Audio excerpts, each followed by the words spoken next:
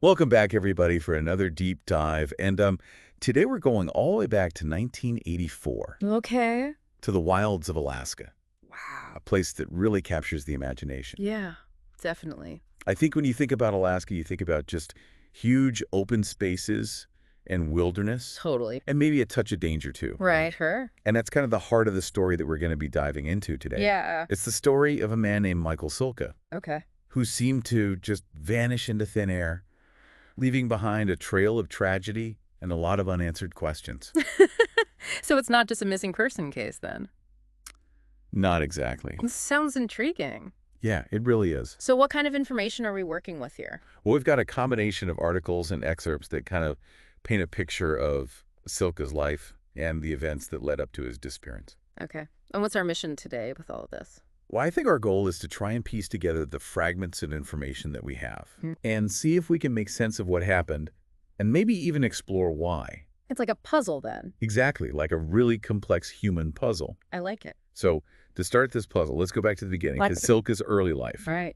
So Silka grew up near Chicago, and even from a young age, there were these two very distinct sides to him. Oh, really? How so? Well, on the one hand, he was really drawn to nature. Uh-huh. He loved being outdoors, and he even ran away to the Canadian wilderness with his brother when he was just a kid. Wow, that's pretty adventurous for a kid. Yeah, it's almost like he was testing himself, Right.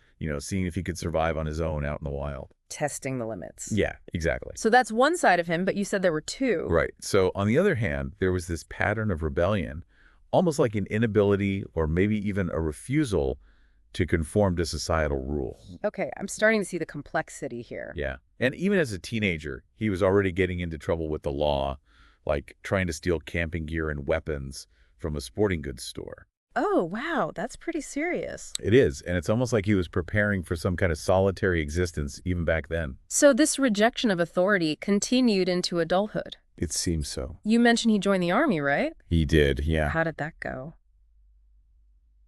Well, he became an expert marksman, so clearly he had some skills. But even in a structured environment like the military, he clashed with authority figures. Interesting. He had several run-ins with the military police. What kind of run-ins? Oh, there was an assault charge and even an incident where he fired a weapon in the barracks. Wow. Okay, so this wasn't just like minor disagreements. No, definitely not. So it seems like this tension that we talked about, between his love for the wilderness and his darker impulses, it really started to intensify when he was stationed at Fort Wainwright in Alaska. Yeah, I think you're right, because you can imagine being stationed in Alaska, this place that's already known for its rugged individualism and challenging environment. Right. It must have felt like the perfect place to escape the constraints of society. I can see. But even there, his rebellious nature got him into trouble. What happened? Well, after he left the army, he ended up back in Chicago. Okay.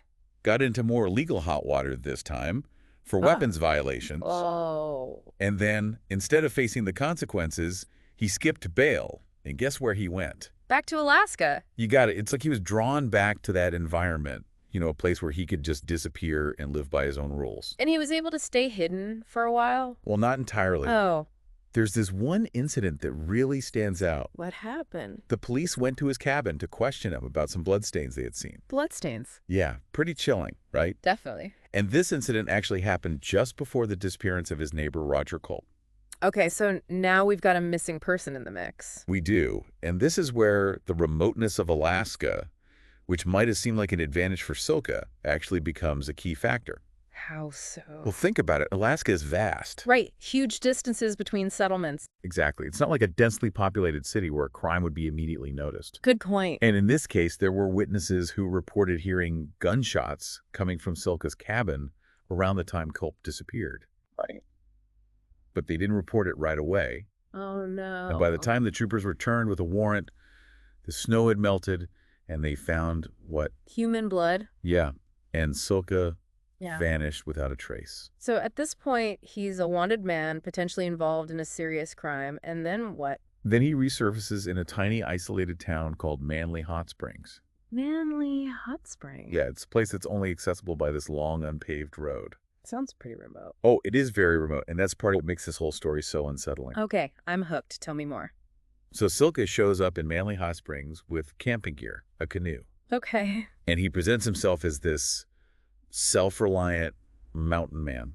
almost playing into that romantic ideal of the Alaskan wilderness. I can picture it. And the villagers, well, they were initially drawn to him. Yeah, I bet they were. They were impressed by his survival skills, his knowledge of the outdoors. Makes sense. And they trusted him. They welcomed him into their community. That's incredible to think about, how easily we can be deceived by appearances, especially in a place where self-reliance and that connection to nature are so highly valued. Exactly. And that trust would soon be broken in the most horrific way imaginable. How so? Because not long after his arrival, 6 villagers went missing. 6? Yeah. Oh my gosh. So we've gone from a missing person case, a potential crime, to a situation where multiple people have vanished. We have. And the horror of what happened in Manley Hot Springs was only just beginning to unfold. Okay, I need to hear more about this. We'll get into all of that after a quick break. So 6 people gone from Manley Hot Springs and this growing feeling that Michael Silka might be involved. Yeah, and this is really where the full tragedy comes to light.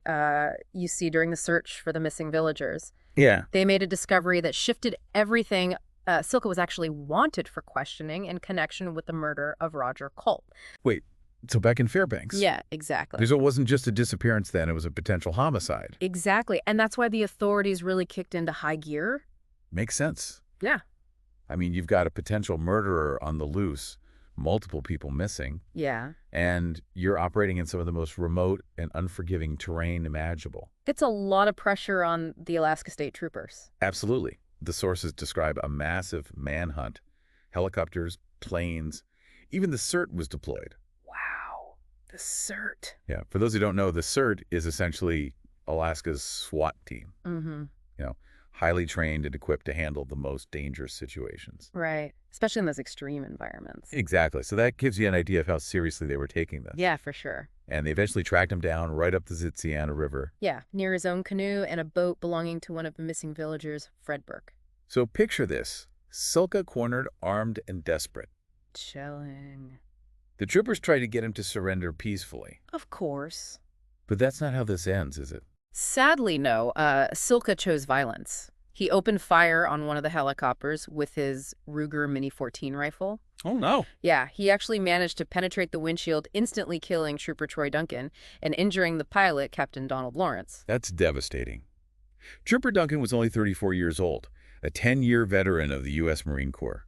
It's a stark reminder of the risks that law enforcement officers take every day. Absolutely a tragic loss. And in the middle of all this chaos with the helicopter-damaged lives at stake, Trooper Jeff Hall returned fire, fatally wounding Silka. Wow. What a scene, a firefight in one of the wildest corners of America. It sounds more like something out of a movie than a law enforcement operation. And that's actually how a lot of the troopers described it, like combat in Vietnam. And this was just a decade after the end of that war. Right, so for some of those troopers, this must have brought back some incredibly difficult memories. So the manhunt is over, Silka is dead, but the tragedy is far from finished. They only recovered 4 of the 6 bodies from the Tanana River. What happened to the other 2? Well, the Tanana is a powerful river, wide, deep, incredibly cold. It's likely that the current swept the bodies away, making recovery impossible. Imagine the families never having that closure of finding their loved ones. It's heartbreaking. It adds another layer of sorrow to an already horrific situation. It really does. It's like the Alaskan wilderness itself is holding on to some of the answers. And even though Silka is gone, the biggest question remains why? What could drive a person to such extremes? We've talked about his difficult childhood, his trouble with the law, his rejection of authority, but those are just pieces of the puzzle, not the complete picture. Well, some experts believe that Silka may have suffered from a personality disorder, possibly antisocial personality disorder. And that's characterized by a disregard for the rights of others, lack of empathy, a tendency towards manipulative and impulsive behavior. Right, and that would fit with his history of violence and his seeming indifference to the consequences of his actions. Exactly, but then there's the added element of the Alaskan wilderness. We have to consider how that might have played a role. Isolation can have a profound impact on the human psyche, right? Absolutely. It can amplify existing psychological issues, create paranoia, distort perceptions of reality. And let's not forget, he was already a wanted man, potentially facing serious charges when he arrived in Manley Hot Springs. Maybe he felt trapped, like he had nowhere left to run. Yeah, that sense of being cornered, combined with his psychological makeup and the isolating effects of the wilderness, it could have pushed him over the edge. It's like all these factors converged in a perfect storm of tragedy. A very unfortunate convergence. But even with all of that, it's still hard to really grasp the level of violence, the brutality of what happened in Manley Hot Springs. I mean, he took the lives of men, women, even a 2-year-old child. How do you make sense of that? That's the hardest question to answer, and we'll try to delve into that a bit more after a quick break. Yeah, it's hard to fathom, isn't it, how someone could do something so horrific, especially to a child. Mm. I keep thinking about the families, the lives that were shattered, the community trying to pick up the pieces after such a tragedy. It's true. The ripple effects of something like this are huge. It's not just the victims themselves, but their loved ones, their friends. The whole community is scarred by it. And in a place like Manley Hot Springs, where everyone is so close, the impact must be even more devastating. We've been trying to understand Michael Silka, right, piece together his story, figure out what led him down this path. But even after all this, it feels like we're left with more questions than answers. Yeah, I think that's the thing that's really unsettling. We can analyze and speculate and look at all the psychological theories, but in the end, we may never truly understand what drives someone to commit such violence.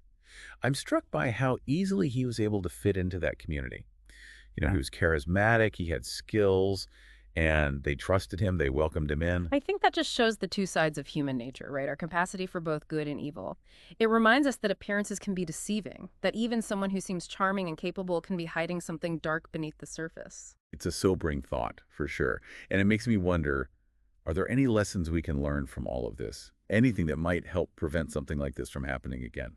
I think it's really important to remember that while we may never fully grasp the why, the motivations behind these horrible acts, recognizing the warning signs is crucial. Things like extreme isolation, a history of violence, a disregard for social norms, those are all red flags. And it seems like community awareness is so important. If those early reports of gunshots near his cabin had been taken more seriously, maybe things could have been different. Absolutely. Open communication, a willingness to look out for one another, that shared responsibility for the safety of the community, those are all essential in preventing violence. It's a reminder that even in a place like Alaska, even where people value independence and self-reliance, we're all connected.